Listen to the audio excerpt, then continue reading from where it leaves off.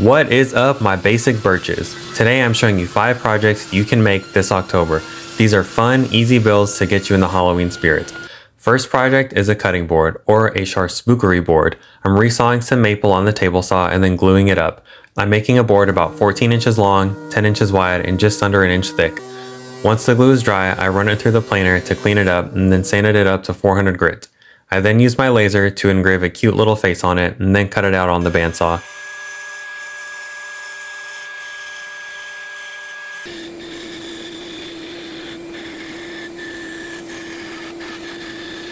A little sanding to clean up the edges, and then add an 1/8 inch round over. Apply your favorite food safe finish. I'm using mineral oil and beeswax. Buff it out, and there it is. Perfect for serving up your spooky charcuterie spread. Project number 2, we're making ghost coasters, or as I like to call them, ghosters.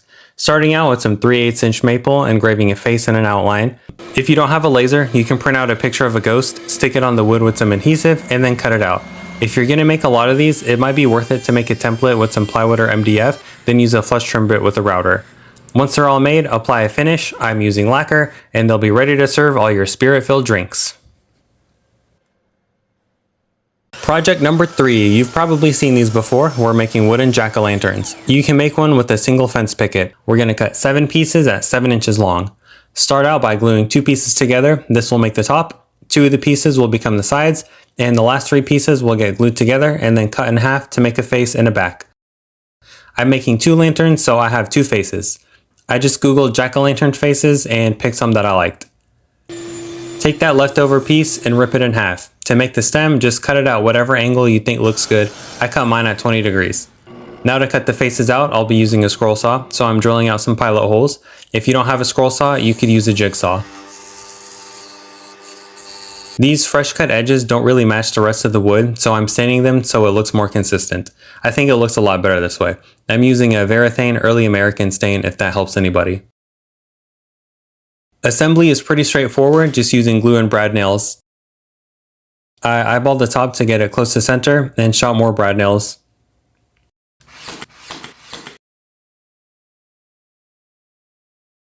And I think they turned out pretty good, and with some LED candles and the lights off, they look even better. Indoor or outdoor, these will be a glowing addition to your Halloween decor. Project number 4, making some wall art. Channeling my inner Pokemon trainer and making a Gengar. Here I'm sanding away some wood to make it thinner, trying to create a weak spot to break it at that point to get kind of a jagged edge look. Didn't exactly work out like I wanted, so I hit it with the claw end of a hammer to make it more jagged.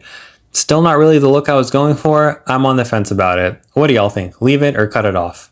Gluing up a few pieces, being really conservative with glue because I don't want any squeeze out. I don't want to clean it up because I want to keep that rough surface. I got a picture of Gengar and drilled out the pilot holes to cut it out on the scroll saw.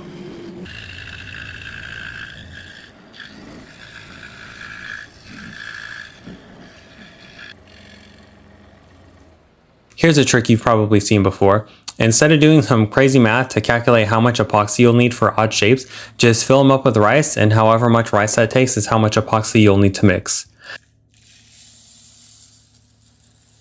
I'm using a 2-part Alumilite clear cast. It's kind of old, kind of yellow, so hopefully it still turns out okay.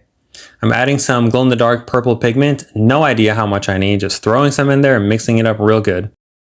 Like I said earlier, I want to keep that rough look, which means no sanding, no cleanup, no spillover. So I'm using an oral syringe to inject the epoxy into the voids, being as careful as possible. Pro tip though, keep some acetone on hand because it can clean up uncured epoxy. And check back periodically to torch it to remove the bubbles.